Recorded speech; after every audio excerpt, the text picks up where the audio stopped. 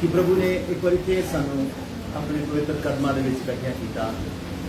प्रभु का धन्नवाद हो। अज काफ़ी देर के बाद असी इस जगह पे इस तरीके इकट्ठे होए हैं। प्रभु दास हर रोज़ ही क्लास लै रहे हैं। सुबह भी उस समाचार का प्रचार गली गली और हर जगह जिथे भी जितों तक भी वो जा सकते हैं इस उम्र के वो अपनी इस सेहत का ना ध्यान रखते हुए अपने बल नालों ज़्यादा जोर ला रहे हैं ताकि किसी ना किसी तरीके दे नाल अंत के दिनों के विच लोग प्रभु यीशु मसीह नूं की कर लैण, कबूल कर। तो हुण असी इस जगह ते इकट्ठे हैं। तो मैनूं विश्वास है अज फिर परमेश्वर एक बार साडे नाल बोलेगा और गलबात करेगा। तो आइए ज़्यादा समय ना असी गल्लां च खर्च करते हुए, कुछ लोगों ने मैनूं पता लगा 8 बजे तक ड्यूटी ते जाना है, तो कोशिश करांगे उस तो पहला ही असी इस क्लास नूं थोड़ा जिहा समझ सकीए। तो पढ़ते हैं दूसरा तीमुथियुस 2:7 प्रभु यीशु मसीह जदों इस दुनिया ते सी, प्रभु यीशु मसीह जदों इस दुनिया ते सन तां उन्हां दे चेलियां ने उन्हां कोलों पुछया कि प्रभु यीशु मसीह तुसीं आउणा किदों, तुहाडे आउण दे दिनां दा कुछ सानूं आइडिया जां अंदाजा दसो। तो उन्होंने तरीक नहीं दसी, उन्होंने कोई भी तरीक की नहीं की दसी नहीं, उन्होंने माहौल दसे। की दसे सी जी बोलो। ते जेड़े जेड़े उन्होंने माहौल दसे सी कि तुसी देख नहीं रहे कि सचमुच उन्हां माहौलों के विच ही असीं की कर रहे हैं, चल रहे हैं। वो सेम वही माहौल ने, सेम वही समय ने, सेम वही गल्लां ने जिन्हां दे विच असीं की कर रहे हैं, इस समय चल रहे हैं। तो यह अंत का समा दो काम होने ने, जां तां असी इस दुनिया तो चले जाना है या प्रभु यीशु मसीह ने सानू लैण लई की करना है, आ जाना। उन्हां दोनों कामां दे लई ही तैयार रहो, ना कि साडी मौत का पता आ ते ना प्रभु यीशु मसीह दे आउण दा ही की है समय का कोई पता। इस करके मेरे प्यारे अंत दे दिन ने और इन्हां दिनां दे विच परमेश्वर सानू कुछ समझाउणा चाहुंदे। पढ़दे दूसरा तीमुथी 2 ਉਹਦਾ 7 वचन पढ़दी है। जो मैं आखदा हां ओदा ध्यान रख। कहता जो मैं आखदा हां ओदा की रख। जेकर तू चाहना कि मैं उस आमद दे विच उठाया जावां, जेकर तू चाहना कि प्रभु यीशु मसीह जदों आउण मैं नाल जावां, मैं उस आमद लई तैयार हो जावां, ते फिर मैं जो कहना हां ओदा की रखी, ध्यान रखी। हां क्यों जो प्रभु तेनू सारियां गल्लां दी समझ देवेगा। फिर प्रभु तेनू सारियां गल्लां दी की देवेगा, समझ। अज सानू बाकी सब गल्लां दी समझ लग रही है। दुनिया किधर जा रही है, दुनिया च की सब कुछ नवा हो रहा, दुनिया च की चल रहा, वो सानू सारी समझ आ। पर आत्मिक तरीके ते जां आत्मिक तौर पे प्रभु यीशु मसीह दे आउण दी जां अपने आत्मिक जीवन नूं किस तरीके नाल असीं बिताउणा ओदी सानू कोई भी की नहीं लग रही। जे इह साडी समझ तो बाहर आ, क्योंकि वचन कहंदा आ इस युग दे ईश्वर ने इन्हां बेप्रतीतियां दियां की कर दित्तियां ने, समझा बंद कर दी है, ताकि कोई बेशक अगे जिन्ना मर्जी भी इन्हों समझाने के लिए आए ये की ना कर सकन। तो इस करके कहता जेकर सब गल्लां नूं तू समझना चाहता है तो फिर मैं जो कहना उहदे वल की करदा रही, ध्यान दिंदा रही। ते प्रभु किहदे द्वारा गल करदा? अपने वचनां दे द्वारा। अज भी परमेश्वर अपने वचनां दे द्वारा साडे नाल गल करदा। कितनी देर तो परमेश्वर अपने वचनां दे द्वारा गल करदा रहा, पर साडा प्रॉब्लम की आ, फर्क की आ, असी उन्हां वचनां ते की नहीं दे रहे। तो वचन हर बार पुकार कहता जेकर अज तुसीं उहदी आवाज नूं सुणदे हो ते अपने दिलां नूं की ना करियो, कठोर ना करियो, निर्वाई दे नाल उहदे वचनां नूं की कर लियो, सुन लियो। तो आइए पढ़दे हैं जी। हुण परमेश्वर कहंदा ध्यान दे। तो सचमुच परमेश्वर दा वचन कुछ गल्लां दे वल, कुछ कम्मां दे वल अज साडा ध्यान दवाएगा। समझाइए जी विषय की है। प्रभु की कहंदा जो मैं तेनूं कहना उधर की देवी। पर दोबारा पढ़ दी जरा एक बार। जो मैं आखदा हां ओदा ध्यान रख। जो मैं आखदा हां ओदा की रख, ध्यान रख। हां जो प्रभु तेनू सारियां गल्लां दी समझ देवेगा। प्रभु तेनू सारियां गल्लां दी की देवेगा, समझ देवेगा। तो पढ़ते हैं जी हजाई नबी दी किताब। हजाई मलाकी तो 2 किताबां पिछे हजाई ओदा 1:5 तो लैके 11 तक। हुण पापी इंसान नूं पापियां दे लई परमेश्वर का एक संदेश है कि पाप करने वाले हो या पाप च चलने वाले हो ਇਹਨਾਂ ਗੱਲਾਂ ਦਾ ਧਿਆਨ ਰੱਖਿਓ। ਹਾਂਜੀ ਹੁਣ ਸੈਨਾ ਦਾ ਯਹੋਵਾ ਇਉਂ ਆਖਦਾ ਹੈ ਹਾਂਜੀ, ਕਿ ਤੁਸੀਂ ਆਪਣੇ ਚਾਲੇ ਤੇ ਧਿਆਨ ਦਿਓ। ਇਹਦਾ ਧਿਆਨ ਦੇਣਾ ਤੇ ਸਭ ਤੋਂ ਪਹਿਲਾਂ ਕਿਹਦੇ ਤੇ ਧਿਆਨ ਦਿਓ ਤੁਸੀਂ? ਚਾਲੇ ਕਿ ਕਦੀ ਅਸੀਂ ਆਪਣੀ ਚਾਲ ਤੇ ਧਿਆਨ ਦਿੱਤਾ? ਤੁਸੀਂ ਜਦੋਂ ਕਿਸੇ ਸ਼ਰਾਬੀ ਨੂੰ ਦੇਖਦੇ ਹੋ ਜਾਂ ਕਿਸੇ ਨਸ਼ਾ ਕੀਤੇ ਵਿਅਕਤੀ ਨੂੰ ਦੇਖਦੇ ਹੋ, ਤੁਹਾਨੂੰ ਉਹਦੀ ਸਥਿਤੀ ਕਿੱਥੋਂ ਪਤਾ ਲੱਗ ਜਾਂਦੀ ਹੈ? ਉਹਦੀ ਚਾਲ ਗੜਬੜ ਹੁੰਦੀ ਹੈ। ਉਹ ਭਾਵੇਂ ਬੋਲੇ ਚਾਹੇ ਕੁਝ ਨਾ ਬੋਲੇ, ਉਹਦੀ ਚਾਲ ਹੀ ਸਭ ਕੁਝ ਕੀ ਕਰ ਦਿੰਦੀ ਹੈ। ਇਸ ਤਰ੍ਹਾਂ ਮੇਰੇ ਪਿਆਰਿਓ, ਸਾਡੀ ਚਾਲ, ਪਰਮੇਸ਼ਰ ਕਹਿੰਦਾ ਤੁਹਾਡੀ ਚਾਲ ਤੇ ਤੁਹਾਨੂੰ ਅੱਜ ਧਿਆਨ ਦੇਣ ਦੀ ਕੀ ਜ਼ਰੂਰਤ ਆ। ਪ੍ਰਭੂ ਕਹਿੰਦਾ ਨਾ, ਜੋ ਮੈਂ ਕਹਿੰਦਾ ਉਹਦੇ ਤੇ ਕੀ ਦਿਓ ਤੁਸੀਂ ਧਿਆਨ। ਅੱਜ ਕਹਿੰਦਾ ਉਹਨੇ ਹੱਥ ਰੱਖਿਆ ਸਾਡੀ ਚਾਲ ਦੇ ਉੱਪਰ। ਤੁਸੀਂ ਕਿਸ ਤਰ੍ਹਾਂ ਚੱਲ ਰਹੇ ਹੋ? ਤੁਸੀਂ ਪ੍ਰਭੂ ਦੇ ਨਾਲ ਕਿਸ ਤਰ੍ਹਾਂ ਚੱਲ ਰਹੇ ਹੋ? ਤੁਸੀਂ ਕਿਸ ਤਰ੍ਹਾਂ ਆਪਣਾ ਇਹ ਆਤਮਿਕ ਜੀਵਨ ਜਾਂ ਮਸੀਹ ਸਫ਼ਰ ਪੂਰਾ ਕਰ ਰਹੇ ਹੋ? ਤੁਹਾਡੀ ਚਾਲ ਕੀ ਆ? ਤੁਹਾਡੀ ਤੋਰ ਕੀ ਆ? ਪਰਮੇਸ਼ਰ ਕਹਿੰਦਾ, ਵਚਨ ਕਹਿੰਦਾ, ਹੁਣ ਤੱਕ ਤੇ ਤੁਹਾਨੂੰ ਕੀ ਹੋ ਜਾਣਾ ਚਾਹੀਦਾ ਸੀ? ਹਾਂਜੀ, ਉਸਤਾਦ ਬਣ ਜਾਣਾ ਚਾਹੀਦਾ ਸੀ, ਪਰ ਤੁਸੀਂ ਅਜੇ ਵੀ ਕੀ ਜੇ? ਦੁੱਧ ਪੀਂਦੇ। ਕਿਉਂ ਰਹਿ ਗਏ ਦੁੱਧ ਪੀਂਦੇ ਬੱਚੇ? ਕਿਉਂਕਿ ਅਸੀਂ ਆਪਣੀ ਚਾਲ ਤੇ ਕੀ ਨਹੀਂ ਦਿੱਤਾ। ਜਿੱਧਰ ਪਰਮੇਸ਼ਰ ਨੇ ਸਾਡਾ ਧਿਆਨ ਦਵਾਇਆ, ਅਸੀਂ ਉਧਰ ਕੀ ਨਹੀਂ ਦਿੱਤਾ।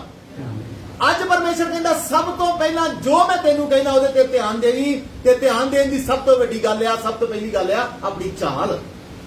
ਤੇਰੀ ਚਾਲ ਕੈਸੀ ਹੈ? ਲਿਖਿਆ ਨਾ, ਅੰਤ ਦਿਨਾਂ ਦੇ ਵਿੱਚ ਮੇਰੇ ਪਿਆਰਿਓ, ਕਮ ਸੇ ਕਮ ਪਹਿਲਾਂ ਨਹੀਂ ਤੇ ਹੁਣ ਹੀ ਆਪਣੀ ਚਾਲ ਤੇ ਕੀ ਦੇ ਲਈਏ। ਯਾਦ ਰੱਖਿਓ, ਜਦ ਤੱਕ ਅਸੀਂ ਜਿਉਂਦੇ ਹਾਂ ਨਾ, ਜਦ ਤੱਕ ਅਸੀਂ ਜਿਉਂਦੇ ਹਾਂ, ਤਦ ਤੱਕ ਸਾਨੂੰ ਇੱਕ ਆਸ ਹੈ, ਤਦ ਤੱਕ ਸਾਡੇ ਕੋਲ ਟਾਈਮ ਹੈ। ਜਿੱਦਣ ਇਹ ਟਾਈਮ ਜਾਂ ਸਮਾਂ ਸਮਾਪਤ ਹੋ ਗਿਆ ਜਾਂ ਖਤਮ ਕਰ ਦਿੱਤਾ ਗਿਆ ਜਾਂ ਸਮਾਂ ਖੋਹ ਲਿਆ ਗਿਆ, ਉਸ ਤੋਂ ਬਾਅਦ ਕੋਈ ਵੀ ਸਮਾਂ ਸਾਡੇ ਕੋਲ ਨਹੀਂ ਰਹੇਗਾ। ਇਸ ਕਰਕੇ ਅੱਜ ਤੋਂ ਹੀ ਆਪਣੀ ਚਾਲ ਦੇ ਵੱਲ ਕੀ ਦਈਏ? ਧਿਆਨ ਦਈਏ। ਹਾਂਜੀ, ਤੁਸੀਂ ਬਹੁਤ ਬੀਜਿਆ ਅਤੇ ਥੋੜਾ ਖੱਟਿਆ। ਹਾਂ, ਤੁਸੀਂ ਖਾਂਦੇ ਹੋ ਪਰ ਰੱਜਦੇ ਫਿਰ ਨਹੀਂ। ਪਰਮੇਸ਼ਰ ਕੁਝ ਗੱਲਾਂ ਦੇ ਦੁਆਰਾ, ਕੁਝ ਕੰਮਾਂ ਦੇ ਦੁਆਰਾ ਸਾਨੂੰ ਸਮਝਾਉਂਦੇ ਨੇ। ਕਹਿੰਦਾ ਤੁਸੀਂ ਕੀ ਕੀਤਾ? ਬਹੁਤ ਬੀਜਿਆ, ਮਤਲਬ ਮਿਹਨਤ ਬੜੀ ਕੀਤੀ। ਹਾਂ, ਅਤੇ ਥੋੜਾ ਖੱਟਿਆ। ਥੋੜਾ ਖਟਿਆ। ਤੁਸੀਂ ਖਾਂਦੇ ਹੋ ਹਾਂ। ਪਰ ਰੱਜਦੇ ਨਹੀਂ। ਹਾਂਜੀ। ਤੁਸੀਂ ਪੀਂਦੇ ਹੋ ਪਾਤਰੇ ਨਹੀਂ ਬੁਝਦੀ। ਹਾਂ, ਤੁਸੀਂ ਕੱਪੜੇ ਪਾਉਂਦੇ ਹੋ ਪਰ ਗਰਮ ਨਹੀਂ ਹੁੰਦੇ। ਹਾਂ। ਅਤੇ ਮਜ਼ਦੂਰ ਆਪਣੀ ਕਮਾਈ ਛੇਕ ਵਾਲੀ ਥਾਲੀ ਵਿੱਚ ਰੱਖਦਾ ਹੈ। ਮਜ਼ਦੂਰ ਆਪਣੀ ਕਮਾਈ ਕਿੱਥੇ ਰੱਖਦਾ ਹੈ? ਦੇਖੋ, ਮਜ਼ਦੂਰ ਦੀ ਕਮਾਈ ਕਿਹੜੀ ਹੈ? ਇੱਥੇ ਲਿਖਿਆ ਮਜ਼ਦੂਰ, ਕੋਈ ਚੋਰ ਨਹੀਂ, ਕੋਈ ਡਾਕੂ ਨਹੀਂ। ਕੌਣ ਜੀ? ਮਜ਼ਦੂਰ। ਤੇ ਮਜ਼ਦੂਰ ਕੀ ਕਰਦਾ? ਮਿਹਨਤ। ਮਿਹਨਤ ਕਰਨਾ। ਉਹਦੇ 'ਚ ਕੋਈ ਵੀ 2 ਨੰਬਰ ਦਾ ਕੀ ਨਹੀਂ ਹੈ ਪੈਸਾ। ਨਹੀਂ। ਉਹਦੇ 'ਚ ਕੋਈ ਗਲਤ ਤਰੀਕੇ ਨਾਲ ਕਮਾਇਆ ਗਿਆ ਪੈਸਾ ਨਹੀਂ ਹੈ। ਪਰ ਕਹਿੰਦਾ ਉਹ ਜਿਹੜੀ ਮਿਹਨਤ ਦੀ ਕਮਾਈ ਕਿੱਥੇ ਰੱਖਦਾ? ਛੇਕ ਵਾਲੀ। ਉਹ ਛੇਕ ਕਿਹਨੇ ਕੀਤਾ ਹੋਇਆ? ਦੁਸ਼ਟ ਨੇ ਨਹੀਂ। ਬੋਲੋ ਜੀ, ਕਹਿੰਦਾ ਕਿਹਦੇ 'ਚ ਰੱਖਦਾ ਆ? ਛੇਕ ਵਾਲੀ ਥੈਲੀ 'ਚ ਰੱਖਦਾ ਆ। ਹਾਂ, ਸੈਨਾ ਦਾ ਯਹੋਵਾ ਇਉਂ ਆਖਦਾ ਹੈ ਹਾਂ। ਕਿ ਤੁਸੀਂ ਆਪਣੇ ਚਾਲੇ ਤੇ ਧਿਆਨ ਇਹ ਦਿਓ। ਕਿਉਂ ਹੋ ਰਿਹਾ ਹੈ? ਤੁਸੀਂ ਖਾਂਦੇ ਹੋ, ਤੁਸੀਂ ਕੀ ਨਹੀਂ ਕਰਦੇ?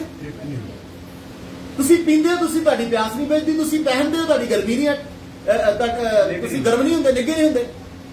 ਫਿਰ ਕਹਿੰਦਾ ਤੁਸੀਂ ਜਿੰਨੀ ਵੀ ਕਮਾਈ ਕਰਦੇ ਹੋ, ਲਿਆ ਕੇ ਤੁਸੀਂ ਜਦੋਂ ਵੀ ਆਪਣੀ ਜੇਬ 'ਚ ਪਾਉਂਦੇ ਹੋ, ਘਰ ਲਿਆਉਂਦੇ ਹੋ, ਆਉਣ ਦਾ ਪਤਾ ਆ ਪੈਸਾ ਕਿੱਧਰ ਗਿਆ ਕੀ ਨਹੀਂ ਲੱਗਦਾ। ਤੇ ਫਿਰ ਕਹਿੰਦਾ ਇਹਨਾਂ ਚੀਜ਼ਾਂ ਤੇ ਤੁਹਾਨੂੰ ਧਿਆਨ ਦੇਣ ਦੀ ਲੋੜ ਹੈ। ਇਹ ਕਿਉਂ ਹੋ ਰਿਹਾ ਆ?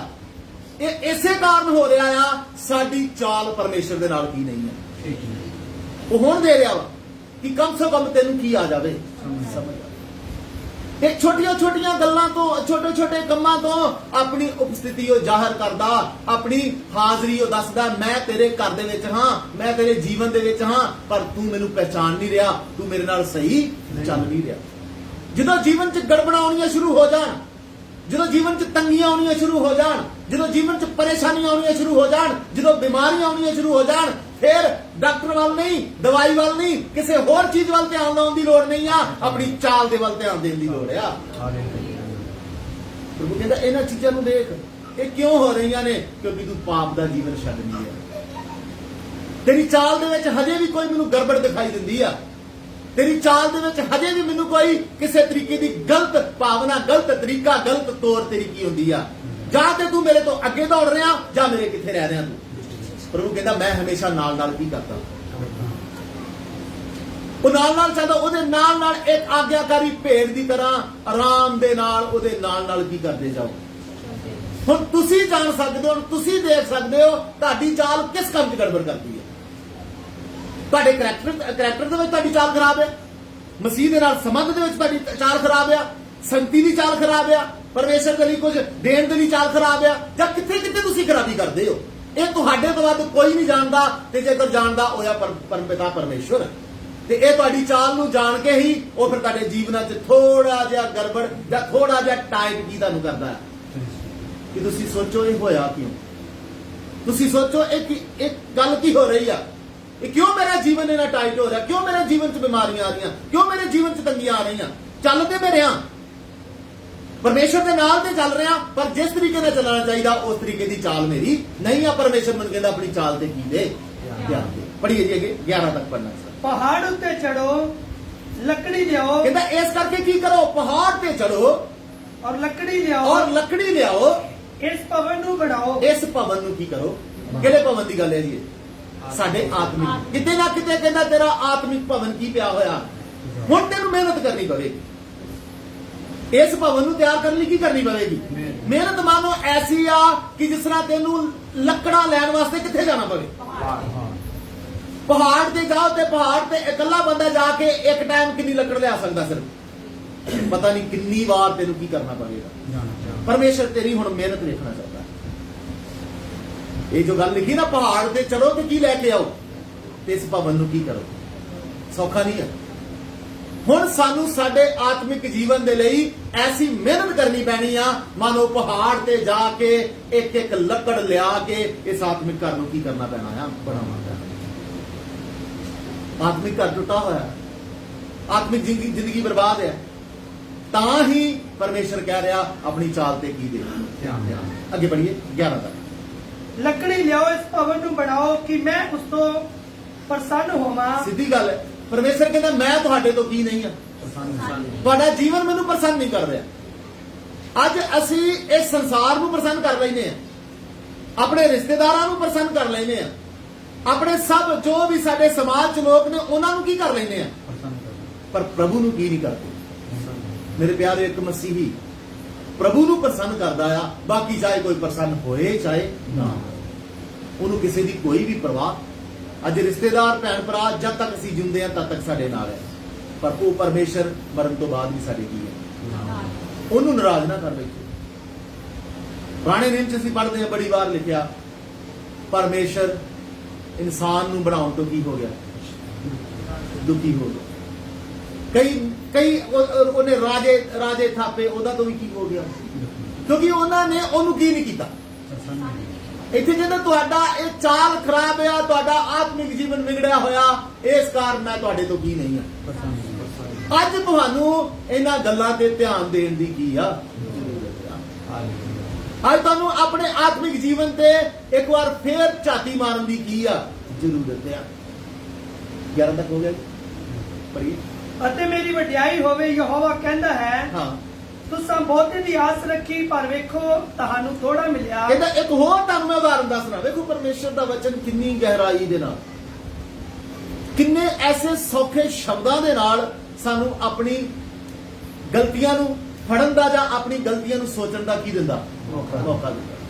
ਕਹਿੰਦਾ ਇੱਕ ਉਦਾਹਰਨ ਮੈਂ ਤੁਹਾਨੂੰ ਦੱਸਣਾ। ਮਾਨੋ ਤੁਸੀਂ ਕੋਈ ਕੰਮ ਕੀਤਾ ਤੇ ਤੁਸੀਂ ਬੜੇ ਦੀ ਕੀ ਰੱਖੀ, ਉਥੋਂ ਆਸ ਰੱਖੀ। ਹਾਂ, ਤੁਸੀਂ ਬਹੁਤੇ ਦੀ ਆਸ ਰੱਖੀ ਪਰ ਵੇਖੋ ਤੁਹਾਨੂੰ ਥੋੜਾ ਮਿਲਿਆ। ਪਰ ਤੁਹਾਨੂੰ ਕੀ ਮਿਲਿਆ ਜੀ? ਹੁਣ ਮੰਨ ਲਓ ਸਾਡੇ ਭਾਈ ਬੈਠੇ, ਤੁਸੀਂ ਕੋਈ ਬਿਜ਼ਨਸ ਕੀਤਾ, ਤੁਸੀਂ 10 ਲੱਖ ਦੀ ਆਸ ਰੱਖੀ, ਮਿਲਿਆ ਕਿੰਨਾ? 1 ਲੱਖ। ਚਲੋ ਤੁਸੀਂ ਸਬਰ ਕਰ ਲਿਆ ਕਿ ਕੀ, ਚਲੋ ਕੋਈ ਨਹੀਂ, ਥੋੜਾ ਬਹੁਤ ਤੇ ਹੈ। ਕਹਿੰਦਾ ਬੜੇ ਦੀ ਆਸ ਰੱਖੀ, ਮਿਲਿਆ ਕੀ? ਥੋੜਾ। ਹਾਂ, ਤੇ ਜਦੋਂ ਤੁਸੀਂ ਉਹ ਥੋੜੇ ਨੂੰ ਘਰ ਲਿਆਂਦਾ, ਹਾਂ, ਅਤੇ ਜਦ ਤੁਸੀਂ ਉਸ ਨੂੰ ਆਪਣੇ ਘਰ ਲਿਆਏ ਤਾਂ ਮੈਂ ਉਸ ਨੂੰ ਵੀ ਉਡਾ ਦਿੱਤਾ। ਕੀ ਕਹਿੰਦਾ? ਮੈਂ ਉਹਨੂੰ ਵੀ ਕੀ ਕਰ ਦਿੱਤਾ। ਜੇ ਇਹ ਸਥਿਤੀ ਹੋ ਰਹੀ, ਤੁਸੀਂ ਕੰਮ ਵੀ ਕਰ ਰਹੇ, ਤੁਸੀਂ ਜੌਬ ਕਰ ਰਹੇ ਹੋ, ਤੁਸੀਂ ਨੌਕਰੀ ਕਰ ਰਹੇ ਹੋ, ਤਾਂ ਵੀ ਤੁਹਾਡੇ ਘਰ ਦੇ ਵਿੱਚ ਐਸੀਆਂ ਸਥਿਤੀਆਂ ਬਣੀਆਂ ਹੋਈਆਂ ਨੇ, ਤੇ ਸ਼ੈਤਾਨ ਨੇ ਨਹੀਂ ਕੀਤੀਆਂ। ਸ਼ੇਖ ਨੇ ਕੀਤਾ, ਮਜ਼ਦੂਰ ਦੀ ਥੈਲੀ ਸ਼ੇਖ ਨੇ ਕੀਤਾ, ਪ੍ਰਭੂ ਕਹਿੰਦਾ ਮੈਂ ਕੀਤਾ। ਇੱਥੇ ਵੀ ਜਦੋਂ ਤੁਸੀਂ ਇਸ ਤਰੀਕੇ ਨਾਲ ਆਪਣਾ ਜੀਵਨ ਬਤੀਤ ਕਰਦੇ ਹੋ, ਤਾਂ ਫਿਰ ਤੁਹਾਨੂੰ ਇਸ ਪੈਸੇ ਦੀ ਚਿੰਤਾ ਕਰਨ ਦੀ ਜ਼ਰੂਰਤ ਨਹੀਂ ਆ, ਫਿਰ ਇਹਨਾਂ ਚੀਜ਼ਾਂ ਦੇ ਲਈ ਪਰੇਸ਼ਾਨ ਹੋਣ ਦੀ ਜ਼ਰੂਰਤ ਨਹੀਂ ਆ। ਪਰੇਸ਼ਾਨੀ ਦਾ ਵਿਸ਼ਾ ਆ ਕਿ ਪਰਮੇਸ਼ਰ ਮੇਰੇ ਤੋਂ ਖੁਸ਼ ਹੈ ਕਿ ਨਹੀਂ।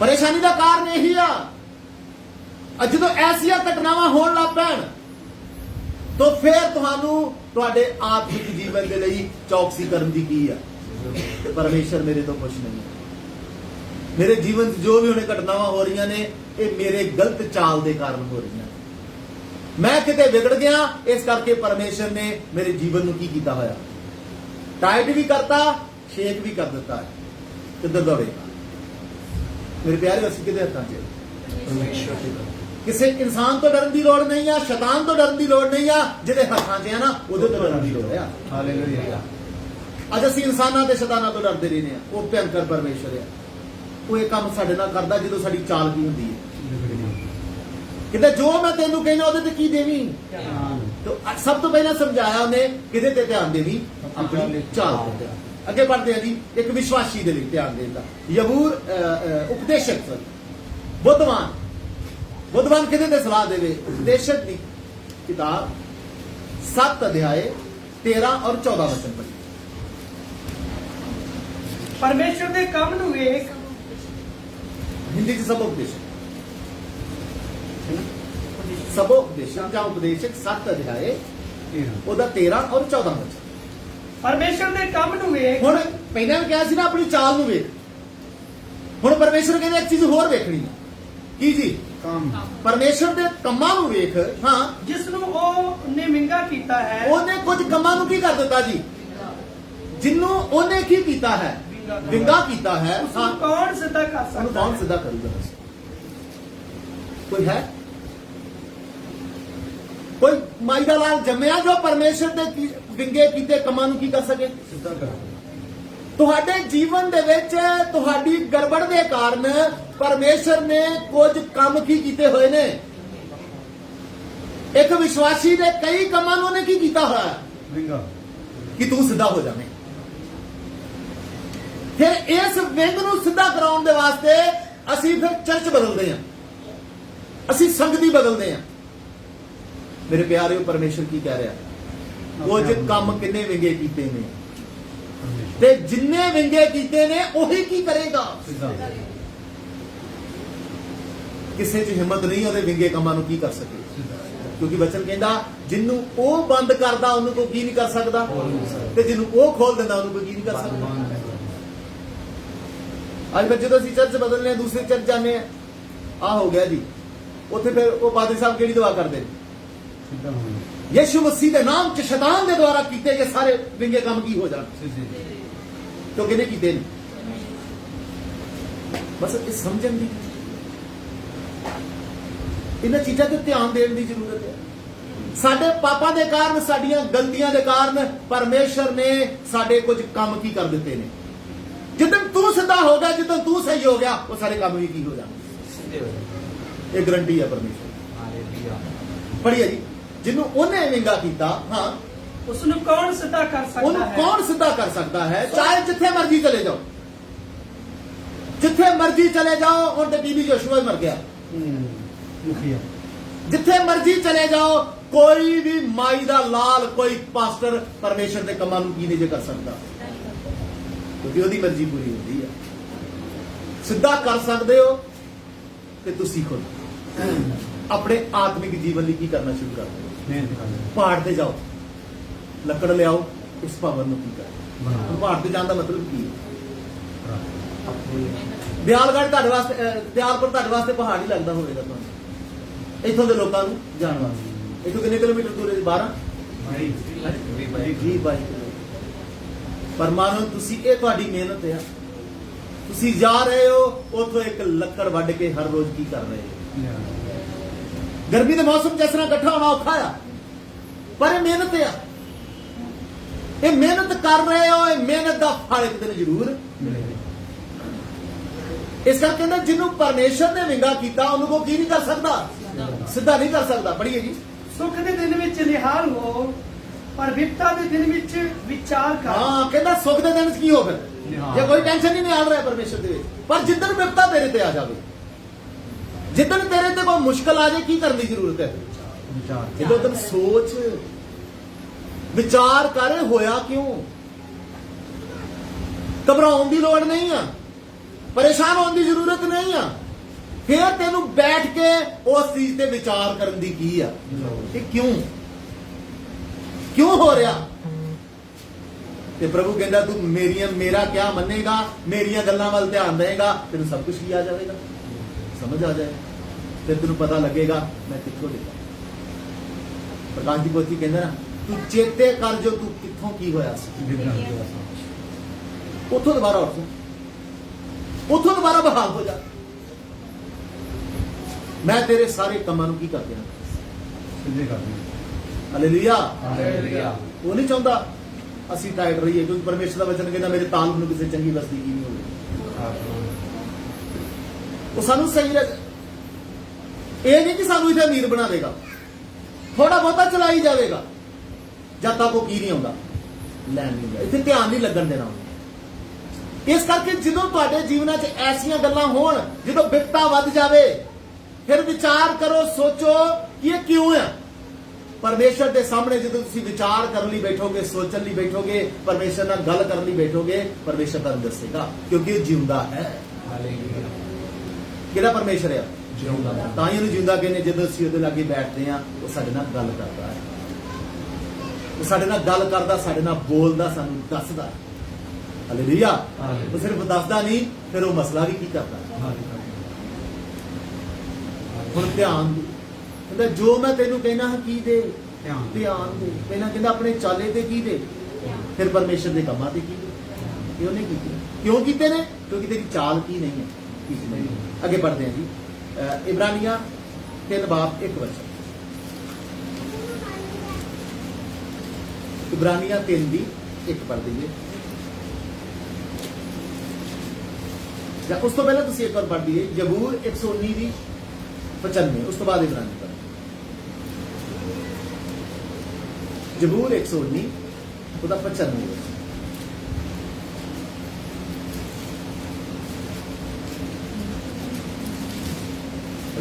ਹਾਂਜੀ। ਦੁਸ਼ਟ ਮੇਰੇ ਨਾਸ਼ ਕਰਨ ਲਈ ਘਾਤ ਵਿੱਚ ਬੈਠੇ ਸਨ, ਹਾਂ, ਪਰ ਮੈਂ ਤੇਰੀਆਂ ਸਾਖੀਆਂ ਦਾ ਵਿਚਾਰ ਕਰਾਂਗਾ। ਹੁਣ ਜਦੋਂ ਇੱਕ ਵਿਸ਼ਵਾਸੀ ਜਦੋਂ ਆਪਣੇ ਆਪ ਨੂੰ ਠੀਕ ਕਰ ਲੈਂਦਾ, ਫੇਰ ਵੀ ਧਿਆਨ ਦੇਣ ਦੀ ਜ਼ਰੂਰਤ ਹੈ। ਇੱਥੇ ਕਹਿੰਦਾ ਦੁਸ਼ਟ ਬੇਸ਼ੱਕ ਮੇਰੇ ਨਾਸ਼ ਕਰਨ ਲਈ ਕਿਸ ਤਰ੍ਹਾਂ ਬੈਠੇ ਹੋਣ, ਪਰ ਮੈਂ ਧਿਆਨ ਕਿੱਧਰ ਕਰਾਂਗਾ। ਪਰਮੇਸ਼ਰ ਕਹਿੰਦਾ ਜੋ ਮਰਜ਼ੀ ਤੇਰੇ ਜੀਵਨ 'ਚ, ਸ਼ੈਤਾਨ ਜਿੰਨਾ ਮਰਜ਼ੀ ਗਰਜਦੇ ਸ਼ੇਰ ਵਾਂਗੂ ਕੀ ਕਰਦਾ ਫਿਰੇ, ਤੂੰ ਕਿਸੇ ਵੀ ਇਧਰ ਉਧਰ ਜਾਂ ਕਿਸੇ ਮੁਸੀਬਤ ਵੱਲ ਜਾਂ ਕਿਸੇ ਪਰੇਸ਼ਾਨੀ ਵੱਲ ਧਿਆਨ ਨਹੀਂ ਲਾਉਣਾ, ਤੂੰ ਸਿਰਫ ਧਿਆਨ ਕਿੱਧਰ ਲਾਉਣਾ। ਕਹਿੰਦਾ ਦੁਸ਼ਟ ਚਾਹੇ ਮੇਰੇ ਘਾਤ ਕਰਨ ਲਈ ਸਹਿ ਲਾ ਕੇ ਬੈਠਾ ਹੋਵੇ, ਪਰ ਮੈਂ ਤੇਰੀਆਂ ਸਾਖੀਆਂ ਦਾ ਵਿਚਾਰ ਕਰਾਂਗਾ। ਮੈਂ ਤੇਰੇ ਬਚਨਾਂ ਤੇ ਕੀ ਕਰਾਂ। ਹਾਲੇਲੂਇਆ। ਮੈਨੂੰ ਉੱਥੋਂ ਸਭ ਕੁਝ, ਮੈਨੂੰ ਚਿੰਤਾ ਕਰਨ ਦੀ ਕੀ ਨਹੀਂ। ਅੱਜ ਅਸੀਂ ਜਦੋਂ ਸਾਡੇ ਤੇ ਮੁਸ਼ਕਲ ਪਰੇਸ਼ਾਨੀ ਆਉਂਦੀ ਆ, ਅਸੀਂ ਪਤਾ ਨਹੀਂ ਕਿੰਨਾ ਚੀਜ਼ਾਂ ਤੇ ਵਿਚਾਰ ਕਰਨ ਲੱਗ ਪਏ, ਅਸੀਂ ਪਤਾ ਨਹੀਂ ਕਿਹੜੇ ਦਿਮਾਗ ਦੇ ਘੋੜੇ ਦੜਾਉਣ ਲੱਗ ਪੈਂਦੇ। ਪਰਮੇਸ਼ਰ ਕਹਿੰਦਾ ਬੈਠ ਜਾ ਆਰਾਮ ਨਾਲ, ਮੇਰੀਆਂ ਬਚਨਾਂ ਤੇ ਕੀ ਲਾਏ। ਤਾਂ ਹੀ ਇੱਕ ਵਾਰ ਪੜ੍ਹਦੀ ਜਿਹੜੇ ਤੁਮੋਥੀਸ ਹੋਰ ਪੜ੍ਹਦੀ, ਤਿਮੋਥੀਸ 2 ਤਿਮੋਥੀਸ 2:7, 2 ਤਿਮੋਥੀਸ 2:7। ਜੋ ਮੈਂ ਆਖਦਾ ਹਾਂ ਉਹਦਾ ਧਿਆਨ ਰੱਖ, ਹਾਂ, ਕਿਉਂ ਜੋ ਪ੍ਰਭੂ ਤੈਨੂੰ ਸਾਰੀਆਂ ਗੱਲਾਂ ਦੀ ਕਹਿੰਦਾ ਜੋ ਮੈਂ ਆਖਦਾ ਹਾਂ ਜੇ ਤੂੰ ਉਹਦਾ ਧਿਆਨ ਰੱਖੇਗਾ ਤੇ ਪ੍ਰਭੂ ਤੈਨੂੰ ਸਾਰੀਆਂ ਗੱਲਾਂ ਦੀ ਕੀ ਦੇਵੇਗਾ। ਅੱਜ ਪ੍ਰੋਬਲਮ ਇਹ ਹੀ, ਅਸੀਂ ਕੀ ਨਹੀਂ ਰੱਖਦੇ, ਸਾਡਾ ਧਿਆਨ ਕਿਤੇ ਹੋਰ ਲੱਗਾ। ਪੜ੍ਹਦੇ ਹਾਂ ਜੀ ਇਬਰਾਨੀਆਂ 3:1। ਉਪਰੰਤ ਹੈ ਪਵਿੱਤਰ ਭਰਾਵੋ, ਸਵਰਗੀ ਸੱਦੇ ਦੇ ਭਾਈ ਵਾਲੋ। ਹਾਂ, ਹੁਣ ਵੇਖੋ ਇੱਥੇ ਇੱਕ ਲਫ਼ਜ਼ ਕਿਹਾ ਗਿਆ, ਹੈ ਪਵਿੱਤਰ ਭਰਾਵੋ। ਗੌਰ ਨਾਲ ਇੱਧਰ ਮਿਲੋ, ਇਸ ਝੁੰਡ ਨੂੰ ਪ੍ਰਭੂ ਦੇ ਲੋਕ ਵੀ ਕਿਹਾ ਗਿਆ ਔਰ ਕਲੀਸਿਆ ਵੀ ਕਿਹਾ ਗਿਆ, ਪਰ ਅੱਜ ਇੱਥੇ ਇੱਕ ਨਵਾਂ ਲਫ਼ਜ਼ ਪੜ੍ਹ ਰਹੇ ਕੀ ਕਿਹਾ ਗਿਆ ਨਾ। ਹੁਣ ਤੁਸੀਂ ਦੱਸੋ, ਤੁਸੀਂ ਪਵਿੱਤਰ ਹੋ? ਨਹੀਂ ਹੋ ਨਾ, ਪਰ ਤਾਂ ਵੀ ਪਰਮੇਸ਼ਰ ਦਾ ਨਹੀਂ ਕਹਿੰਦਾ, ਕਿਉਂਕਿ ਤੁਸੀਂ ਪਵਿੱਤਰਤਾਈ ਬਣਨ ਦੀ, ਪਵਿੱਤਰਤਾਈ ਦੀ ਦੌੜ ਵਿੱਚ ਕੀ ਕਰ ਰਹੇ ਹੋ? ਤੁਸੀਂ ਪਵਿੱਤਰ ਬਣਨਾ ਚਾਹੁੰਦੇ ਹੋ, ਕਿਉਂਕਿ ਪਵਿੱਤਰਤਾਈ ਤੋਂ ਬਿਨਾਂ ਅਸੀਂ ਪਰਮੇਸ਼ਰ ਦੇ ਕੋਲ ਕੀ ਨਹੀਂ ਕਰ ਸਕਦੇ। ਉਹ ਕਹਿੰਦਾ ਤੁਸੀਂ ਵੀ ਪਵਿੱਤਰ ਹੋਵੋ, ਕਿਉਂਕਿ ਮੈਂ ਵੀ ਕੀ ਹਾਂ। ਤੇ ਜਿਸ ਤਰ੍ਹਾਂ ਹਜੇ ਆਪਾਂ ਸਵਰਗ 'ਚ ਨਹੀਂ ਗਏ, ਸਾਨੂੰ ਸਵਰਗੀ ਲੋਕ ਕਿਹਾ ਗਿਆ ਨਾ, ਸਵਰਗ 'ਚ ਤੇ ਉਦੋਂ ਜਾਵਾਂਗੇ ਜਦੋਂ ਪ੍ਰਭੂ ਕੀ ਕਰੇਗਾ। ਆਲਰੇਡੀ ਹੀ ਪਹਿਲਾਂ ਹੀ ਪਰਮੇਸ਼ਰ ਨੇ ਸਾਨੂੰ ਇੱਕ ਪਦਵੀ ਦੇ ਦਿੱਤੀ ਆ, ਤੁਸੀਂ ਕੀ ਜੇ? ਪਵਿੱਤਰ। ਤੁਸੀਂ ਪਵਿੱਤਰ ਲੋਕ ਹੋ, ਤੇ ਜੇ ਸਾਨੂੰ ਪਰਮੇਸ਼ਰ ਦਾ ਵਚਨ ਪਵਿੱਤਰ ਕਹਿੰਦਾ ਤੇ ਫਿਰ ਸਾਨੂੰ ਬਣਨਾ ਪੈਣਾ ਨਾ। ਫਿਰ ਸਾਨੂੰ ਬਣਨਾ ਚਾਹੀਦਾ ਨਾ। ਇਸ ਕਰਕੇ ਸਾਡਾ ਇੱਕ ਨਾਮ ਆ ਪਵਿੱਤਰ ਲੋਕ, ਪਵਿੱਤਰ ਕੌਮ, ਪਵਿੱਤਰ ਪ੍ਰਜਾ, ਸੰਤਾਂ ਦੇ ਵਤਨੀ ਔਰ ਪਰਮੇਸ਼ਰ ਦੇ। ਕਹਿੰਦਾ ਹੈ ਪਵਿੱਤਰ ਭਰਾਵੋ, ਹਾਂ, ਸਵਰਗੀ ਸੱਦੇ ਦੇ ਭਾਈ ਵਾਲੋ, ਜਿਨ੍ਹਾਂ ਨੂੰ ਸਵਰਗੀ ਸੱਦਾ ਮਿਲਿਆ ਹੋਇਆ ਆ। ਭਾਈਵਾਲ ਕਹਿਣ ਤੋਂ ਮਤਲਬ ਇਹ ਆਪਣੇ ਆਪ ਨੂੰ ਵਿੱਚ ਗਿਣ ਰਿਹਾ ਤੇ ਬਾਕੀ ਸਾਰਿਆਂ ਨੂੰ ਕੀ ਕਰ ਰਿਹਾ ਕਿ ਅਸੀਂ ਸਭ ਭਾਈਵਾਲ, ਇਸ ਸਭਨਾਂ ਨੇ ਕੀ ਕਰਨਾ ਉੱਥੇ ਜਾਣਾ।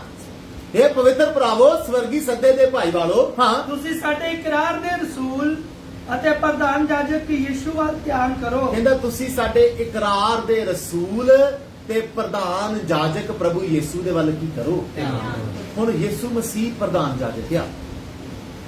ਹੁਣ ਇਸ ਸਮੇਂ ਇਸ ਗੱਲ 'ਚ ਉਹਦਾ ਪ੍ਰਧਾਨ ਜਾਜਕਾਈ ਦਾ ਨਾਮ ਕਿਉਂ ਲਿਆ ਗਿਆ?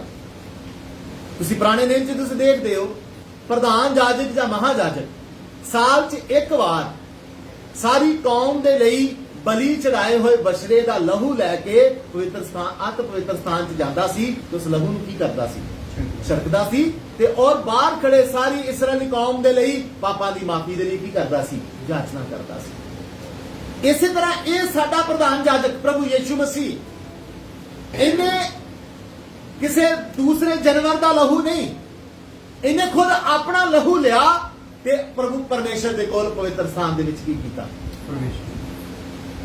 ਪ੍ਰਭੂ ਇਹ ਮੇਰਾ ਲਹੂ ਆ ਜੋ ਸਾਰੇ ਪਾਪ ਚ ਡੁੱਬੇ ਲੋਕਾਂ ਦੇ ਲਈ ਜਾਂ ਸਾਰੀ ਮਾਨਵ ਜਾਤੀ ਦੇ ਲਈ ਇਹ ਮੁਕਤੀ ਦਾ ਕਾਰਨ ਹੋਵੇਗਾ। ਜੋ ਵੀ ਇਸ ਲਹੂ ਤੇ ਵਿਸ਼ਵਾਸ ਕਰੇਗਾ ਉਹ ਮੁਕਤੀ ਪਾਵੇਗਾ। ਬਛੜੇ ਜਾਂ ਬਾਕੀ ਜਾਨਵਰਾਂ ਦਾ ਲਹੂ ਤੇ 1 ਸਾਲ ਦੇ ਪਾਪਾਂ ਦੀ ਮਾਫੀ ਦਿੰਦਾ ਸੀ, ਇਹਦਾ ਲਹੂ ਹਮੇਸ਼ਾ ਹਮੇਸ਼ਾ ਲਈ ਕੀ ਦੇ ਦਿੰਦਾ ਆ? ਕਹਿੰਦਾ ਉਹਦੇ ਵੱਲ ਕੀ ਦਿਓ, ਉਹਦੇ ਵੱਲ ਧਿਆਨ ਦਿਓ ਨਾ। ਅੱਜ ਸਾਨੂੰ ਪ੍ਰਭੂ ਯਿਸੂ ਮਸੀਹ ਦੇ ਵੱਲ ਵੀ ਧਿਆਨ ਦੇਣ ਦੀ ਕੀ ਆ? ਸਭ ਤੋਂ ਪਹਿਲਾਂ ਪਰਮੇਸ਼ਰ ਦੇ ਵਚਨ ਸਿੱਖਿਆ, ਆਪਣੀ ਚਾਲ ਤੇ ਧਿਆਨ ਦੇਣ ਦੀ ਕੀ ਆ? ਫਿਰ ਇਹ ਸਿੱਖਿਆ ਕਿ ਪਰਮੇਸ਼ਰ ਦੇ ਕੰਮਾਂ ਤੇ ਧਿਆਨ ਦੇਣ ਦੀ ਕੀ ਆ? ਫਿਰ ਅਸੀਂ ਸਿੱਖਿਆ ਕਿ ਜੇਕਰ ਕੋਈ ਐਸੀ ਸ਼ੈਤਾਨ ਦੀ ਧਮਕੀ ਜਾਂ ਸ਼ੈਤਾਨ ਦੀ ਚਾਲ ਜਾਂ ਕਿਸੇ ਵੀ ਤਰ੍ਹਾਂ ਦਾ ਕੋਈ ਵੀ ਸ਼ੈਤਾਨੀ ਛੜਯੰਤਰ ਤੁਹਾਡੇ ਖਿਲਾਫ ਆਵੇ, ਘਬਰਾਉਣ ਦੀ ਲੋੜ ਨਹੀਂ ਆ। ਤੁਸੀਂ ਉਹਨਾਂ ਵੱਲ ਨਹੀਂ, ਤੁਸੀਂ ਵਚਨਾਂ ਵੱਲ ਕੀ ਲਾਓ। ਮਾਨੋ ਤੁਹਾਨੂੰ ਚਿੰਤਾ ਹੀ ਕੋਈ ਨਹੀਂ।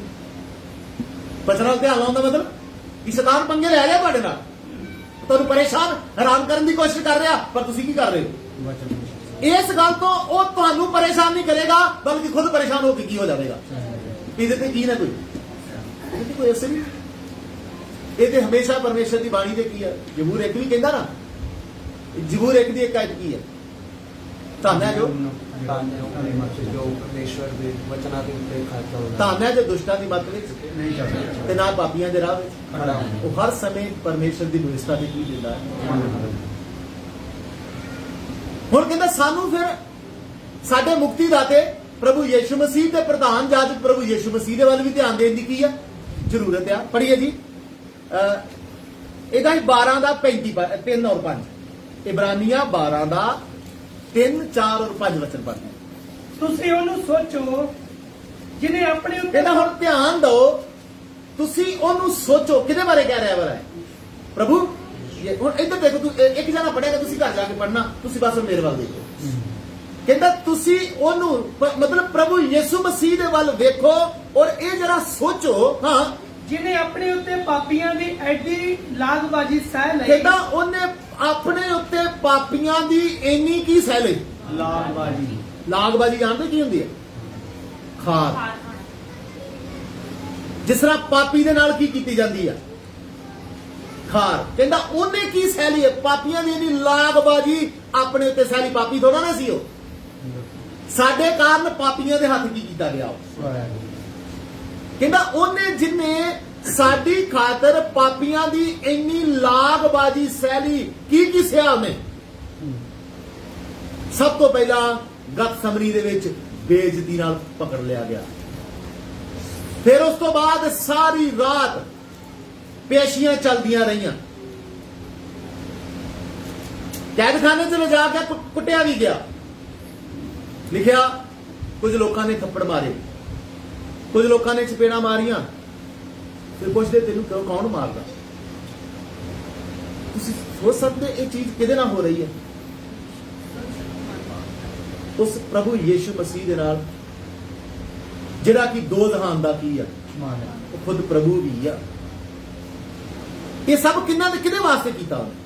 साढ़े ਫਿਰ ਸਾਰੀ ਰਾਤ ਉਹਨੂੰ ਪੇਸ਼ੀਆਂ ਦੇ ਲਈ ਲੈ ਜਾਇਆ ਗਿਆ।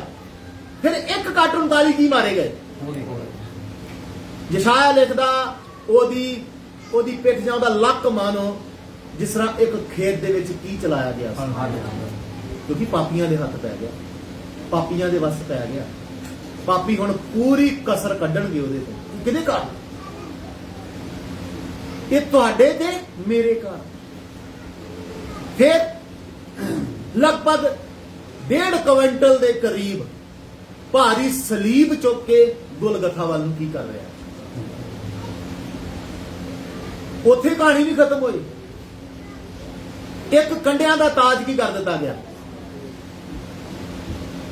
ਜੇ ਪ੍ਰਭੂ ਨੇ ਚਾਹਿਆ ਤੇ ਸਵੇਰੇ ਅਸੀਂ ਦੇਖਾਂਗੇ ਥੋੜਾ ਜਿਹਾ ਕੰਡਿਆਂ ਦਾ ਤਾਜ ਹੁੰਦਾ ਕੀ ਹੈ ਤੇ ਕਿਉਂ ਪਹਿਨਿਆ ਗਿਆ। ਫਿਰ ਤਿੰਨਾਂ ਕਿੱਲਾਂ ਦੇ ਕੀ ਕਰ ਦਿੱਤਾ ਗਿਆ?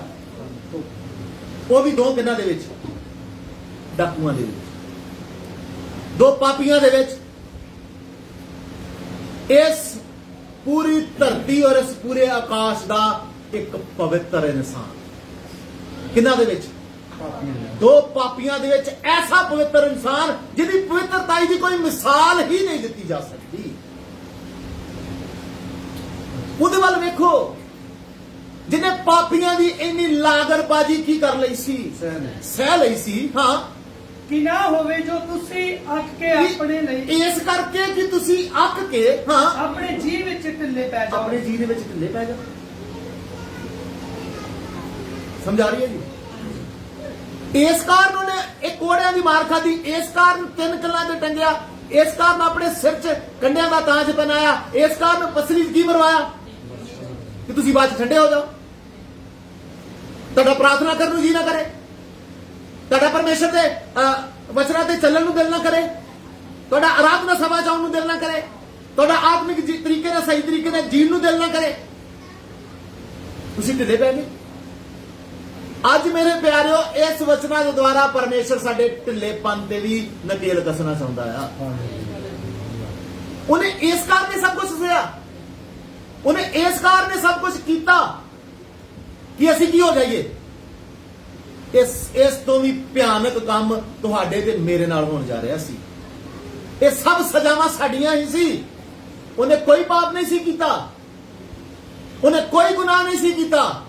ਇਹ ਸਾਡੇ ਹੀ ਪਾਪਾਂ ਦੀ ਸਜ਼ਾ ਉਹਦੇ ਤੇ ਕੀ ਕਰ ਦਿੱਤੀ ਗਈ ਸੀ। ਇਸ ਕਾਰਨ ਕਿ ਅਸੀਂ ਬਾਅਦ ਚ ਕੀ ਪੈ ਜਾਈਏ? ਬੋਲੋ, ਠੰਡੇ ਪੈ ਗਏ ਆ ਜਾਂ ਨਹੀਂ? ਢਿੱਲੇ ਪਏ ਆ ਨਾ, ਤੇ ਫਿਰ ਹੁਣ ਕਿੱਧਰ ਵੇਖਣ ਦੀ ਜ਼ਰੂਰਤ?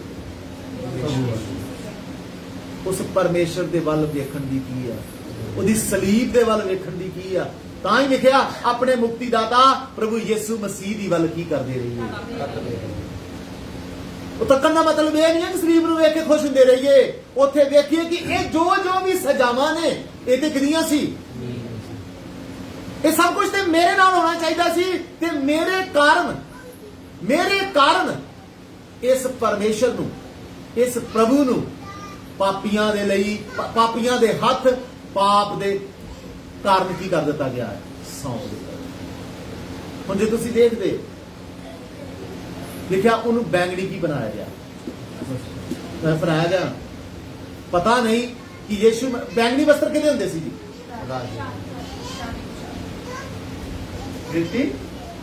ਹੈਲੋ, ਬੈਂਗਣੀ ਵਸਤਰ ਕਿਹਦੇ ਹੁੰਦੇ ਸੀ? ਕੌਣ ਪਹਿਨਦੇ ਸੀ? ਰਾਜੇ ਪਹਿਨਦੇ ਸੀ। ਮੌਤ ਦੇ ਸਮੇਂ ਕਿਹਨੂੰ ਪਹਿਨਾਇਆ ਗਿਆ? ਹੁਣ ਥੋੜਾ ਜਿਹਾ ਦੀ ਮੌਤ ਤੇ ਆਪਾਂ ਮਰਨ ਕਰ, ਜਿਹਨੂੰ ਵੇਖਣਾ ਤੇ ਕਿਸ ਤਰੀਕੇ ਨਾਲ ਵੇਖਣਾ। ਸੱਚਮੁੱਚ ਰਾਜਿਆਂ ਦਾ ਰਾਜਾ ਹੀ ਸੀ। ਪਹਿਲਾਂ ਦੂਸਰੇ ਪੁੱਛਿਆ ਤੂੰ ਯਹੂਦੀਆਂ ਦਾ ਰਾਜਾ? ਉਹਨੇ ਕਿਹਾ ਤੂੰ ਆਪੇ ਕੀ ਕਰ ਦਿੱਤਾ? ਹਾਂ ਮੈਂ ਰਾਜਾ ਹੀ, ਪਰ ਮੇਰਾ ਰਾਜ ਕੀ ਨਹੀਂ ਹੈ ਇਸ ਧਰਤੀ ਦਾ। ਮੇਰੇ ਪਿਆਰੇ, ਉਦੋਂ ਤੋਂ ਵੱਡਾ ਕੋਈ ਰਾਜਾ ਨਹੀਂ ਸੀ। ਜਿਉਂਦੇ ਜੀ ਬੇਸ਼ੱਕ ਉਹਨੇ ਆਪਣਾ ਰਾਜ ਜਾਂ ਆਪਣੇ ਆਪ ਦਾ ਰਾਜਾ ਹੋਣਾ ਕਿਸੇ ਤੇ ਪ੍ਰਗਟ ਨਹੀਂ ਕੀਤਾ, ਪਰ ਮੌਤ ਦੇ ਸਮੇਂ ਉਹਨੇ ਆਪਣੇ ਆਪ ਨੂੰ ਸਾਰਿਆਂ ਤੇ ਪ੍ਰਗਟ ਕੀਤਾ। ਇਹ ਕਰ ਕੋਈ ਸਮਝ ਸਕਦਾ ਤੇ ਕੀ ਕਰ ਲਵੇ। ਉਹ ਬੈਂਗਣੀ ਵਸਤਰ ਪਾਏ ਨੇ। ਬੈਂਗਣੀ ਕੌਣ ਪਾਉਂਦਾ ਆ? ਰਾਜਾ। ਫਿਰ ਸਿਰ ਤੇ ਕੀ ਪਾਇਆ ਜੀ? ਤਾਜ। ਬਾਕੀ ਰਾਜੇ ਕਿਹੜਾ ਤਾਜ ਪਾਉਂਦੇ ਨੇ? ਸ਼ਾਹੀ ਤਾਜ ਹੁੰਦੇ, ਸੋਨਾ ਹੀਰਾ ਜਵਾਹਰਾਤ ਕੀ ਹੁੰਦੇ ਨੇ, ਪਰ ਇਹਦੇ ਤਾਜ ਤੇ ਕੀ ਆ? ਉਹ ਕੰਡੇ ਕਿਉਂ ਨੇ? ਕਿਉਂਕਿ ਉਹ ਤਾਜ ਦੱਸਦਾ ਕਿ ਇਹ ਤਾਜ ਸਿਰਫ ਇਹੀ ਪਾ ਸਕਦਾ ਸੀ। ਉਹ ਤਾਜ ਕੀ ਬੋਲਦਾ ਆ? ਮੇਰੇ ਤੋਂ ਭਿਅੰਕਰ, ਮੇਰੇ ਤੋਂ ਖਤਰਨਾਕ ਕੋਈ ਹੋਰ ਨਹੀਂ ਆ।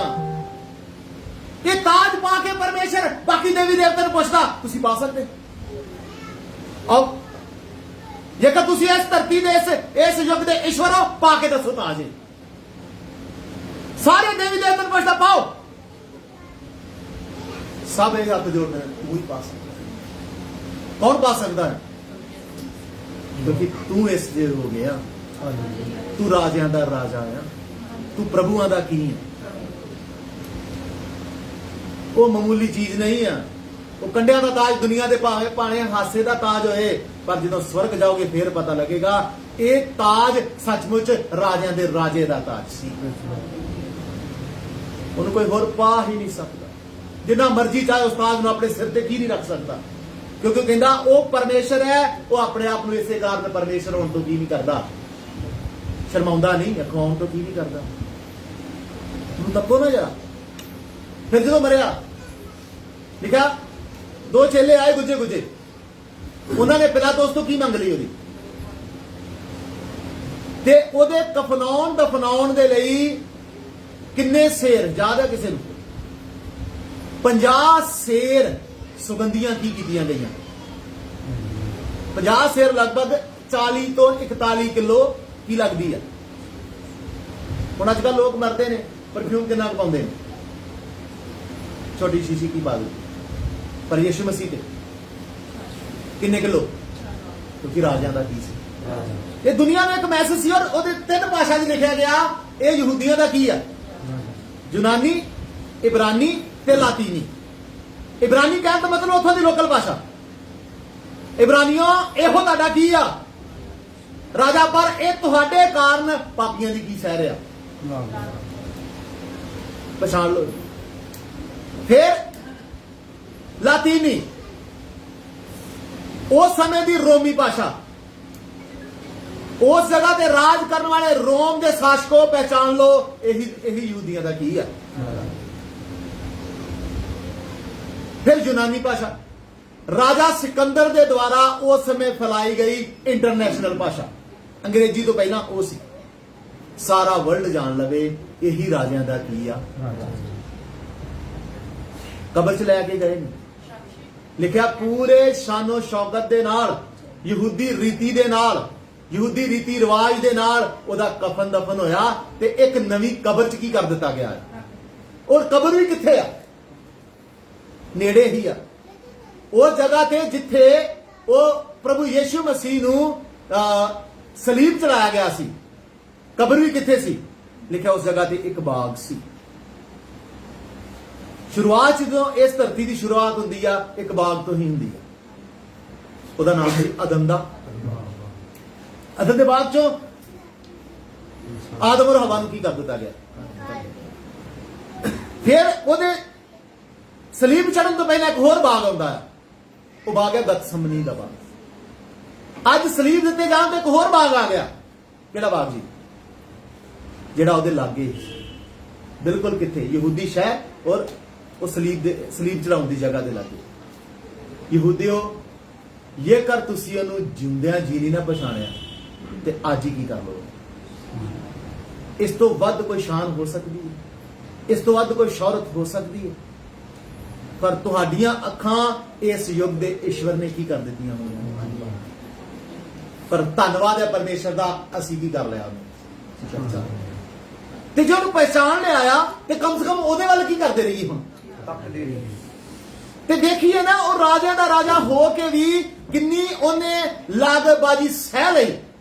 ਇਸ ਕਾਰਨ ਸਹਿ ਲਈ ਸੀ ਕਿ ਅਸੀਂ ਕੀ ਹੋ ਜਾਈਏ? ਮਨ ਚ ਢਿੱਲੇ ਹੋ ਜਾਈਏ, ਪ੍ਰਾਰਥਨਾ ਚ ਢਿੱਲੇ ਹੋ ਜਾਈਏ, ਵਚਨਾਂ ਤੇ ਚੱਲਣ ਤੇ ਢਿੱਲੇ ਹੋ ਜਾਈਏ। ਮੇਰੇ ਪਿਆਰੇ ਵਚਨ ਕਹਿੰਦਾ, ਭਿੜ ਦੇ ਗੋਡਿਆਂ ਨੂੰ ਕੀ ਕਰ ਲਓ ਹੁਣ? ਕੱਸ ਲਓ।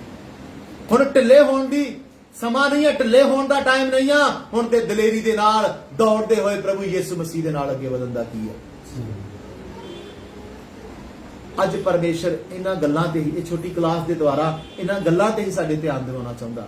ਜੋ ਕੁਝ ਮੈਂ ਕਵਾਂ ਜੇਕਰ ਤੂੰ ਉਹਦੇ ਤੇ ਧਿਆਨ ਦੇਵੇਂ ਤੈਨੂੰ ਸਭ ਕੁਝ ਕੀ ਆਵੇਗਾ। ਪਰ ਅੱਜ ਪ੍ਰੋਬਲਮ ਇਹੀ ਆ, ਮੁਸ਼ਕਿਲ ਇਹੀ ਆ, ਅਸੀਂ ਕੀ ਨਹੀਂ ਦੇ ਰਹੇ। ਪ੍ਰਭੂ ਕਹਿੰਦਾ ਆਪਣੀ ਚਾਲ ਤੇ ਕੀ ਦੇ, ਪ੍ਰਭੂ ਦੇ ਕੰਮਾਂ ਤੇ ਕੀ ਦੇ। ਜਦੋਂ ਸ਼ੈਤਾਨ ਪਰੇਸ਼ਾਨੀ ਲੈ ਕੇ ਆਏ, ਸ਼ੈਤਾਨ ਨਾਲ ਵੇਖਣ ਦੀ ਜ਼ਰੂਰਤ ਨਹੀਂ ਆ, ਉਹਨੂੰ ਤੱਕਣ ਦੀ ਜ਼ਰੂਰਤ ਨਹੀਂ ਆ, ਪਰਮੇਸ਼ਰ ਦੇ ਵਚਨਾਂ ਤੇ ਕੀ ਦੇ। ਫਿਰ ਆਪਣੇ ਮੁਕਤੀਦਾਤਾ ਪ੍ਰਭੂ ਯਿਸੂ ਮਸੀਹ ਦੇ ਵੱਲ ਕੀ ਕਰਦਾ ਰਿਹਾ, ਜਿਨੇ ਕੀ ਕੀਤੀ ਸੀ। ਸਾਡੇ ਕਾਰਨ ਪਾਪੀਆਂ ਦੀ ਇੰਨੀ ਖਹਿਬਾਜੀ ਜਾਂ ਲਾਗਰਬਾਜੀ ਕੀ ਕਰ ਲਈ ਸੀ, ਤਾਂ ਕਿ ਅਸੀਂ ਮੁਕਤੀ ਪਾ ਲਈਏ। ਪਰ ਮੁਕਤੀ ਪਾਉਣ ਦੀ ਬਜਾਏ, ਮੁਕਤੀ ਪਾ ਕੇ ਆਨੰਦ ਨਾਲ ਚੱਲਣ ਦੀ ਬਜਾਏ, ਖੁਸ਼ੀ ਨਾਲ ਚੱਲਣ ਦੀ ਬਜਾਏ ਅੱਜ ਅਸੀਂ ਢਿੱਲੇ ਹੋ ਗਏ ਆ। ਹਰ ਕੰਮ ਦੇ ਵਿੱਚ ਢਿੱਲੇ ਹੋ ਗਏ ਆ, ਹਰ ਗੱਲ ਦੇ ਵਿੱਚ ਕੀ ਹੋ ਗਏ ਆ। ਪਰ ਹੁਣ ਸਮਾਂ ਆ ਆਪਣੇ ਆਪ ਨੂੰ ਕਸੀਏ, ਆਪਣੇ ਆਪ ਨੂੰ ਦਲੇਰ ਕਰੀਏ। ਜਿੱਧਰ ਪਰਮੇਸ਼ਰ ਕਹਿੰਦਾ ਆ ਉਧਰ ਕੀ ਕਰਦੇ ਰਹੀਏ, ਤੱਕਦੇ। ਪਰਮੇਸ਼ਰ ਹਰ ਸਮੇਂ ਸਾਡੇ ਵੱਲ ਨਜ਼ਰਾਂ ਲਾਈ ਬੈਠਾ ਆ, ਇਹ ਕੀ ਕਰ ਰਹੇ ਨੇ, ਇਹਨਾਂ ਦੀ ਚਾਲ ਕੈਸੀ ਹੈ, ਇਹਨਾਂ ਦਾ ਜੀਵਨ ਕੈਸਾ ਹੈ, ਇਹਨਾਂ ਦੀ ਸੋਚ ਕੈਸੀ ਹੈ। ਕਿ ਸਾਡੀ ਸਵਰਗ ਜਾਣ ਵਾਲੀ ਸੋਚ ਹੈ, ਤਾਂ ਹੀ ਆਪਣੀ ਚਾਲ ਤੇ, ਆਪਣੇ ਧਿਆਨ ਤੇ ਔਰ ਸਾਰਾ ਆਪਣਾ ਫੋਕਸ ਅਸੀਂ ਕਿਹਦੇ ਤੇ ਲਾਵਾਂਗੇ, ਪ੍ਰਭੂ ਯਿਸੂ ਮਸੀਹ। ਮੈਂ ਚਾਹੁੰਦਾ ਥੋੜੀ ਦੇਰ ਤੁਸੀਂ ਪ੍ਰਾਰਥਨਾ ਕਰੋ। ਜੇਕਰ ਹਜੇ ਕਿਤੇ ਸਾਡਾ ਧਿਆਨ ਭਟਕ ਰਿਹਾ ਹੈ, ਧੰਨਵਾਦ ਮਸੀਹ ਦੇ ਨਾ ਧਿਆਨ ਹੋ ਕੇ ਇਹ ਸੰਸਾਰ ਤੇ ਧਿਆਨ ਹੈ, ਇਹ ਸੰਸਾਰ ਦੀਆਂ ਆਸ਼ਾ ਬਰਕਤਾਂ ਦੇ ਧਿਆਨ ਆ, ਇਹ ਸੰਸਾਰ ਦੀਆਂ ਚੀਜ਼ਾਂ ਤੇ ਧਿਆਨ ਆ, ਤੇ ਫਿਰ ਅਸੀਂ ਗਲਤ ਜਗ੍ਹਾ ਤੇ ਧਿਆਨ ਲਗਾ ਚੁੱਕੇ ਹਾਂ। ਹੁਣ ਸਮਾਂ ਆ ਸਿਰਫ ਔਰ ਸਿਰਫ ਉਸ ਮੁਕਤੀਦਾਤੇ ਪ੍ਰਭੂ ਯਿਸੂ ਮਸੀਹ ਤੇ ਧਿਆਨ ਲਾਓ। ਜੇ ਜੀਵਨ 'ਚ ਐਸੀਆਂ ਪਰਿਸਥਿਤੀਆਂ ਆ ਰਹੀਆਂ ਨੇ, ਉਸ ਸਮੇਂ ਪਰੇਸ਼ਾਨ ਹੋ ਕੇ ਇੱਧਰ ਉੱਧਰ ਜਾਣ ਦੀ ਜ਼ਰੂਰਤ ਨਹੀਂ ਆ। ਬੈਠ ਕੇ ਆਪਣੇ ਆਤਮਿਕ ਜੀਵਨ ਤੇ ਮਨਨ ਕਰਨ ਦੀ ਜ਼ਰੂਰਤ ਹੈ। ਮੈਂ ਕਿੱਥੇ ਗਲਤ ਹਾਂ, ਮੈਂ ਕਿੱਥੇ ਪਰਮੇਸ਼ਰ ਦੇ ਕੰਮਾਂ ਦੇ ਵਿੱਚ ਗਲਤ ਹੋ ਗਿਆ, ਮੈਂ ਕਿੱਥੇ ਆਪਣੀ ਚਾਲ 'ਚ ਗਲਤ ਹੋ ਗਿਆ, ਮੈਂ ਕਿੱਥੇ ਡਿੱਗ ਗਿਆ। ਜਦੋਂ ਤੁਸੀਂ ਇਹ ਸਭ ਦੀ ਖੋਜ ਕਰਨ ਦੇ ਵੱਲ ਧਿਆਨ ਲਾਓਗੇ, ਪਰਮੇਸ਼ਰ ਦਾ ਵਚਨ ਤੁਹਾਡੇ ਨਾਲ ਬੋਲੇਗਾ, ਗੱਲਬਾਤ ਕਰੇਗਾ, ਤੁਹਾਨੂੰ ਦੱਸੇਗਾ। Hallelujah, hallelujah, hallelujah. ਧੰਨਵਾਦ, ਧੰਨਵਾਦ। ਹੁਣ ਆਪਣੀ ਮਰਜ਼ੀ ਨਾਲ ਚੱਲਣ ਦਾ ਸਮਾਂ ਨਹੀਂ ਹੈ। ਹੁਣ ਪਰਮੇਸ਼ਰ ਦੇ ਵਚਨਾਂ ਦੀ ਮਰਜ਼ੀ ਦੇ ਨਾਲ ਚੱਲਣ ਦਾ ਕੀ ਆ। ਹਾਲੇਲੂਇਆ। ਬੜਾ ਆਪਣੀ ਮਰਜ਼ੀ ਨਾਲ ਚੱਲ ਲਿਆ, ਬੜਾ ਆਪਣੇ ਤਰੀਕੇ ਦੇ ਨਾਲ ਜੀ ਲਿਆ, ਬੜਾ ਆਪਣੇ ਮਨ ਦੀਆਂ ਮਰਜ਼ੀਆਂ ਕਰ ਲਈਆਂ। ਹੁਣ ਅੰਤ ਦੇ ਸਮੇਂ 'ਚ, ਅੰਤ ਦੇ ਦਿਨਾਂ ਦੇ ਵਿੱਚ ਪਰਮੇਸ਼ਰ ਦੀ ਮਰਜ਼ੀ ਪੂਰੀ ਕਰਨ ਦਾ ਕੀ ਆ ਗਿਆ ਸਮਾਂ। हालेलुया। अपनी मर्जी से मैं चलता रहा, तुझको कभी ना अपना कहा, लेकिन प्रभु आज से मैं अपने क्रूस को ले लेता हूँ, लेकिन प्रभु आज से मैं अपने क्रूस को ले लेता हूँ। तेरी इच्छा पूरी हो जा, हाथों में तेरे जीवन है। मैं मिट्टी हूँ, तू है कुमार, मुझको उठा, मुझको बना। मैं मिट्टी हूँ, तू है कुमार, मुझको उठा, मुझको बना। तेरी इच्छा पूरी हो जाए, हाथों में तेरे जीवन है। मैं मिट्टी हूँ, तू है कुमार,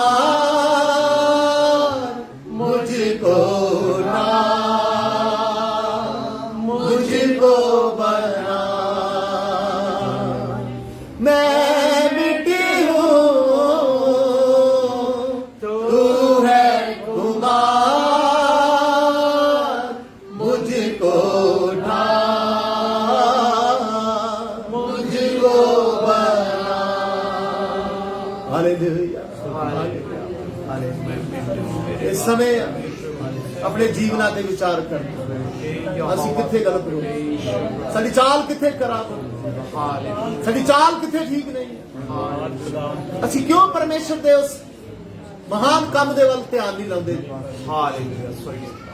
ਉਹਨੇ ਸਾਡੇ ਕਾਰਨ ਪਾਪੀਆਂ ਦੀ ਏਡੀ ਵੱਡੀ ਲਾਗਰਬਾਜ਼ੀ ਸੀ ਤਾਂ ਕਿ ਅਸੀਂ ਮਨ ਚ ਢਿੱਲੇ ਹੋ ਜਾਈਏ, ਅਸੀਂ ਆਤਮਿਕ ਜੀਵਨ ਚ ਢਿੱਲੇ ਹੋ ਜਾਈਏ, ਅਸੀਂ ਆਤਮਿਕ ਜੀਵਨ ਚ ਖੁੱਸ ਜਾਈਏ। ਅੱਜ ਸਮਾਂ ਆ ਆਪਣੇ ਆਪ ਨੂੰ ਕੱਸਣ ਦਾ, ਅੱਜ ਸਮਾਂ ਆਪਣੇ ਆਪ ਨੂੰ ਠੀਕ ਕਰ।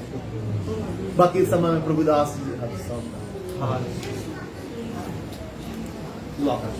खुदावन खुदा तेरी तारीफ धन्नवाद हो अज अच्छे समय ਲਈ ਤੇਰੇ ਦਾਸ ਲਈ ਧੰਨਵਾਦ ਪ੍ਰਭੂ। ਜਦੋਂ ਵਚਨਾਂ ਦੇ ਦੁਆਰਾ ਖੁਦਾਵੰਦ ਹਰ ਇੱਕ ਜਨ ਨੂੰ ਆਪਣੇ ਜੀਵਨ ਤੇ ਮੁੜ ਤੋਂ ਵਿਚਾਰ ਕਰਨ ਦੇ ਲਈ, ਆਪਣੇ ਚਾਲੇ ਤੇ ਵਿਚਾਰ ਕਰਨ ਲਈ ਖੁਦਾਵੰਦ ਤੂੰ ਸੁਨੇਹਾ ਦਿੱਤਾ ਪ੍ਰਭੂ। ਅਸੀਂ ਸਾਰੇ ਲੋਕ ਆਪਣੇ ਚਾਲੇ ਨੂੰ ਦੇਖੀਏ ਖੁਦਾਵੰਦ, ਔਰ ਜਿੱਥੇ ਕਿਤੇ ਕੋਈ ਗੜਬੜ ਪਾਈ ਜਾਂਦੀ ਆ ਵਚਨ ਦੇ ਅਨੁਸਾਰ ਆਪਣੇ ਆਪ ਨੂੰ ਠੀਕ ਕਰ ਸਕੀਏ। ਮਦਦ ਕਰ ਪ੍ਰਭੂ ਯਿਸੂ ਮਸੀਹ ਨਾਮ ਦੇ ਵਿੱਚ ਹੁਣ ਸਾਡੇ ਖੁਦਾਵੰਦ ਖੁਦਾ ਦਾ ਫਜ਼ਲ, ਬਾਪ ਦੀ ਮੁਹੱਬਤ, ਪਵਿੱਤਰ ਆਤਮਾ ਦਾ ਪਾਤਸ਼ਾਹ ਹੁਣ ਤੋਂ ਲੈ ਕੇ ਹਮੇਸ਼ਾ ਹਮੇਸ਼ਾ ਤੱਕ ਸਭ ਈਮਾਨਦਾਰਾਂ ਨੂੰ ਕਸਨ ਨਾਮ ਦੀ ਰਵੇ। ਆਮੀਨ। ਹਾਲੇਲੂਇਆ।